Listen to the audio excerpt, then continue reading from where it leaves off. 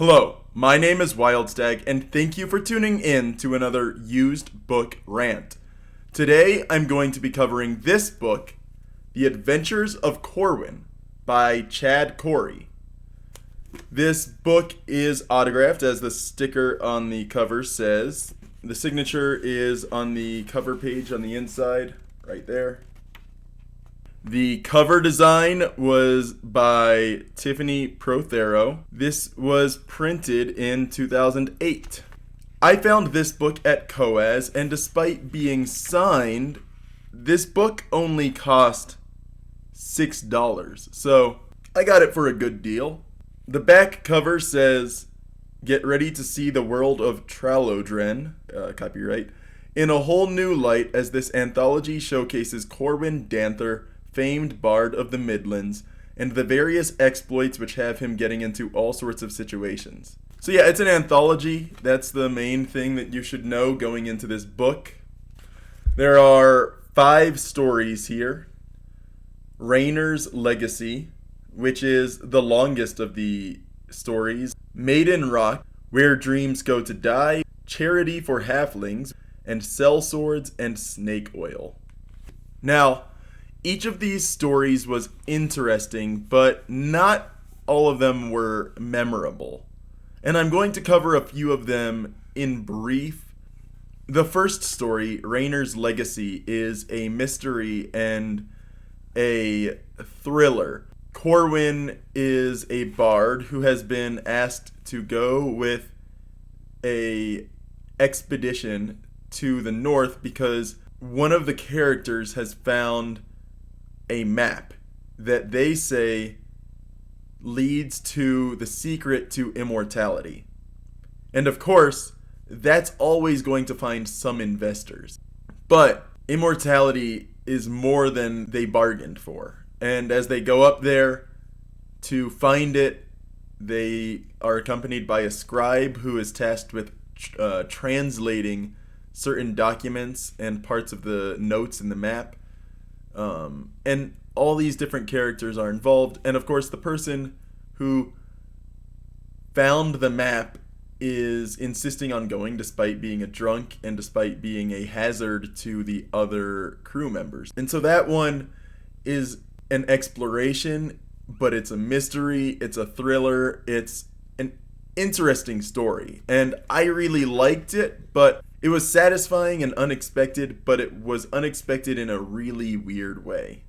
Maiden Rock was more just backstory for the character. I guess bards are supposed to have had inspiration to go into their school, and Corwyn was supposed to have had divine inspiration with an oracle. And he never did that because his pilgrimage to a specific site he got turned away from. As a professional bard, he ends up there and meets a beautiful lady and spends some time with her there. And the story is about that encounter at the sacred site. All of these stories are in the top 5 stories in this book, so it's kind of a joke, but some of them are significantly better than others. Charity for Halflings is the one that I had to really refresh myself on, and I honestly didn't consider it worth really reviewing too much. It was very unmemorable. The other 2 stories in this book that I haven't covered yet are Sellswords and Snake Oil and Where Dreams Go to Die. Sellswords and Snake Oil is a mystery, a monster hunt, and a story about people. In this story, a farmer sees a creature that just kills a bunch of his livestock, and he's afraid it's going to kill him. He tells his wife to lock up the door, the shutter, the windows, close yourself off inside, and he expects himself to die. He doesn't, but he goes to the tavern that night and requests help. And wouldn't you know it, Corwyn and a friend are there, and 2 traveling monster hunters are there.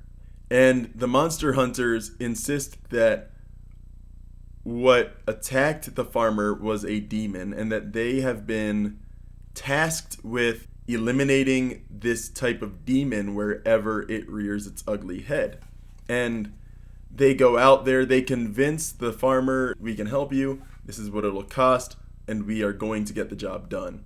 Corwyn tags along, as does his companion, and hijinks and snake oil ensues. The last story, and my favorite story in this collection, is Where Dreams Go to Die. And this story is about Corwyn finding a inn, and only he and two other people are patrons at this inn. And next to the inn is a cemetery. He ends up at the inn because it's the only place he can get shelter from the rain on the plains that he's traveling on. And this is a very moving story about stories and about people, and mostly about death. Corwyn is a bard. It is his job to tell stories, and the innkeeper invites Corwyn to talk with these people and to get their experiences, and she offers to launder his clothes, and while his clothes are drying, she offers him some clothing from previous travelers who left their clothing behind. And he talks with these people, and it's really, really interesting. I'm going to read some passages. First of all, the innkeep speaks with him, and she tells him that she is a priestess of Asorlok, who is the death god. But he didn't see a medallion of the death god like he would expect priests to wear, a symbol of their faith. She says, "You don't have to pay anything here. This is a wayfarer's inn, and I'm happy to provide what service I can to those who have grown weary on the road they travel." Wayfarer's Inn, the bard asked. He'd heard tales of them from other bards and travelers over the years, but didn't know where they were located. In truth, none really did. Like most faiths, those that followed Asorlok, the Asorlans, were divided into different sects. Unlike some faiths, there were no harsh emotional attachments to the divide. Since Asorlok was seen as a god of death, decay, journeys, and the afterlife, it was only natural that his followers would see a certain aspect more to their liking than others. Some worshipped the god as he was presented, entire and pure in his complete godhead.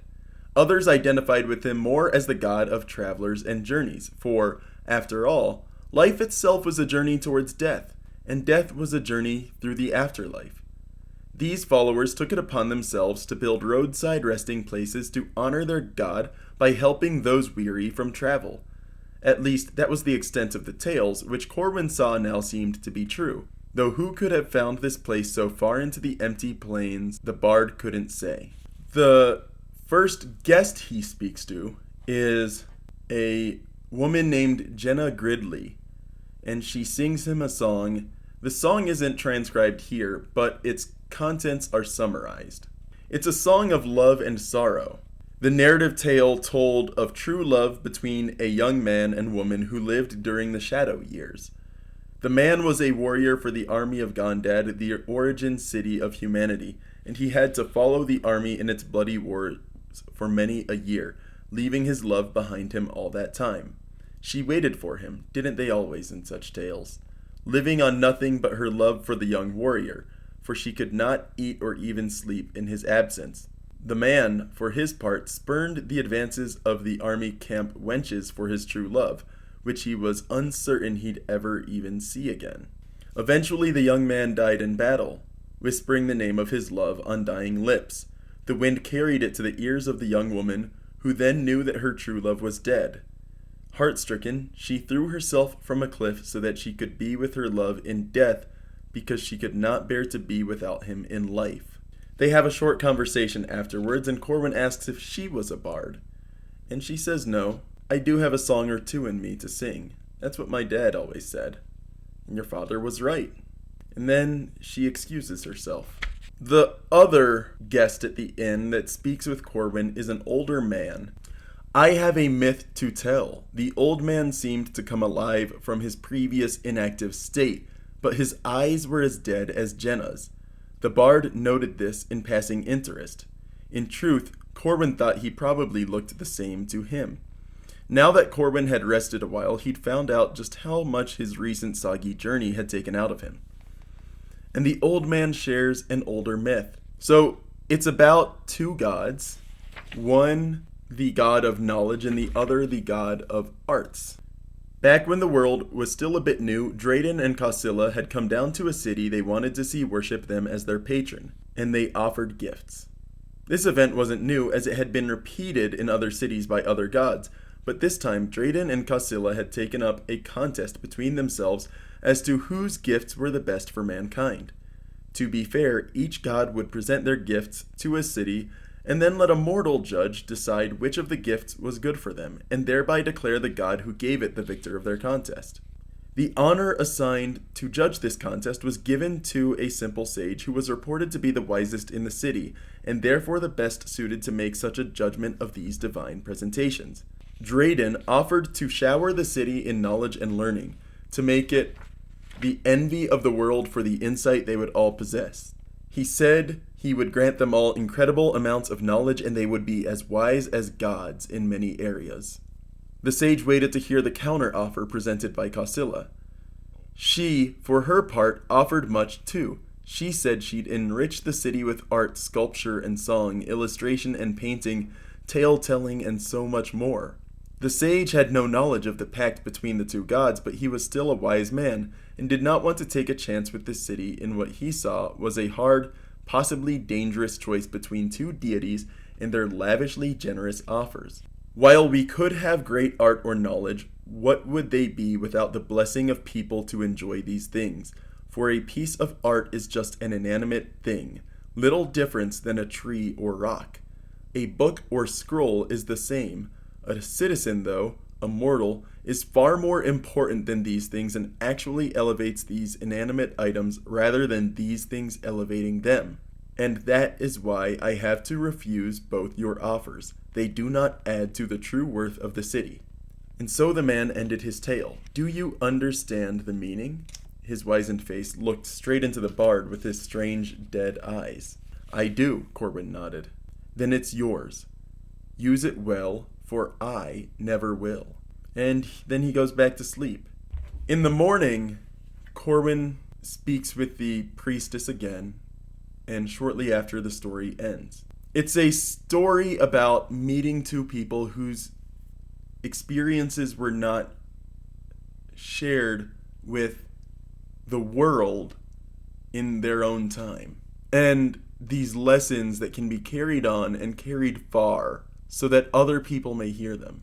It's the essence of what a bard is, or should be, a storyteller that has great lessons and the ability to move the hearts of those who listen to them.